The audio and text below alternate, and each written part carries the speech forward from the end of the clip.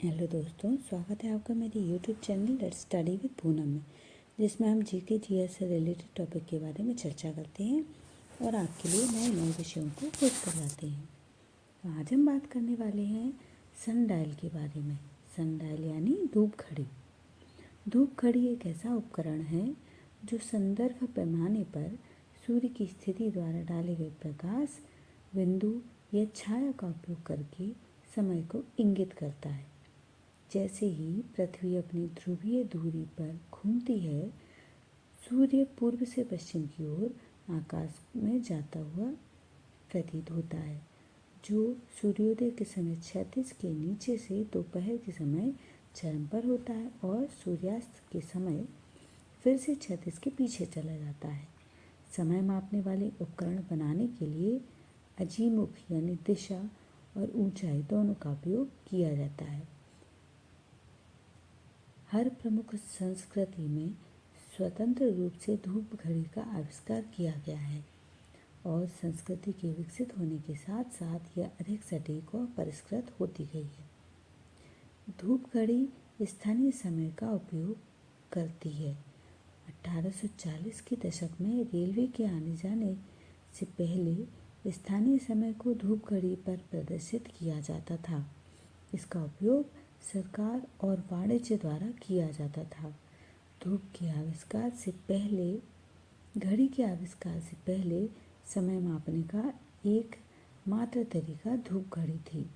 घड़ी के आविष्कार के बाद धूप घड़ी ने अपना महत्व बनाए रखा, क्योंकि घड़ियों को नियमित रूप से धूप घड़ी से रीसेट करने की आवश्यकता होती है, क्योंकि शुरुआती घड़ियों की सटीकता खराब थी।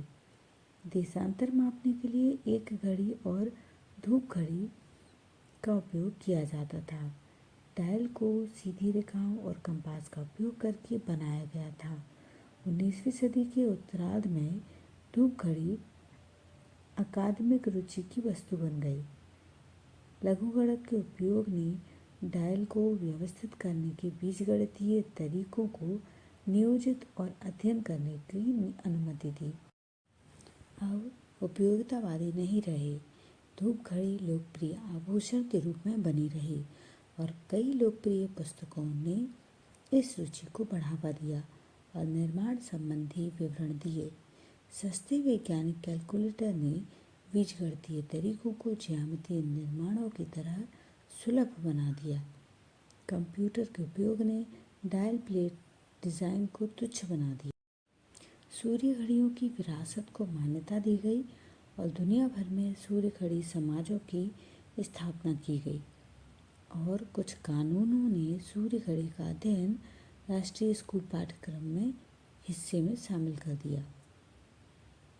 पुरातात्विक खोजों से ज्ञात सबसे पहली और पुरानी घड़ी प्राचीन मिस्र और प्राचीन बेबीलोनियन खगोल विज्ञान में सूर्य घड़ी है।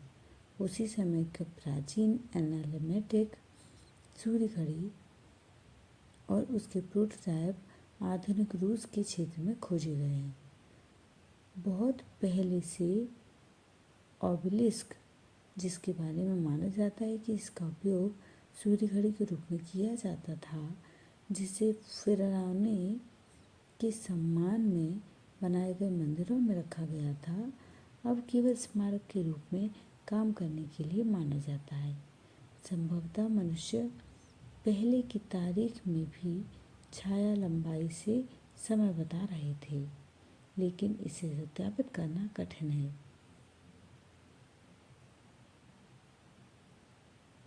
मोटे तौर पर 700 ईसा पूर्व से पुराने नियम में एक धूप घड़ी का वर्णन है,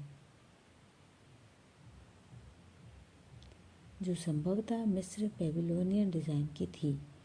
कुश में भी धूप घड़ी विकसित की गई थी। चीन में प्राचीन काल से ही धूप घड़ी मौजूद थी, लेकिन उनके इतिहास की बहुत कम जानकारी हमें मिलती है। प्राचीन चीन में लगभग 800 ईसा पूर्व से धूप घड़ी का इस्तेमाल विकसित रूप से किया जा रहा था।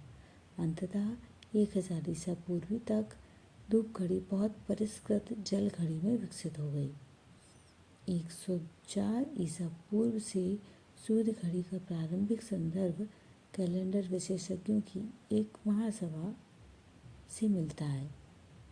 प्राचीन यूनानियों ने सूर्य घड़ी के कई सिद्धांतों और रूपों का विकास किया।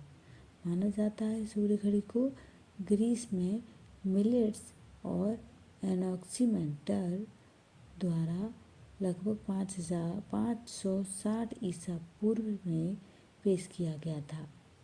हेरोडोटस के अनुसार ग्रीन सूर्य घड़ी शुरू में अपनी बेबीलोनियन समकक्षों से ली गई थी।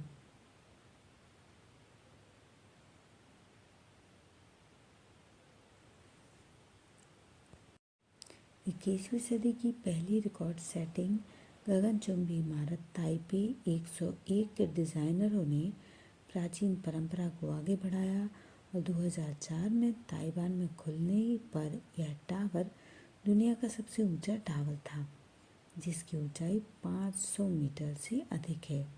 आसपास के पार्क के डिज़ाइन में टावर को एक विशाल क्षैतिज सूर्य घड़ी की शैली के रूप में विकसित किया गया है।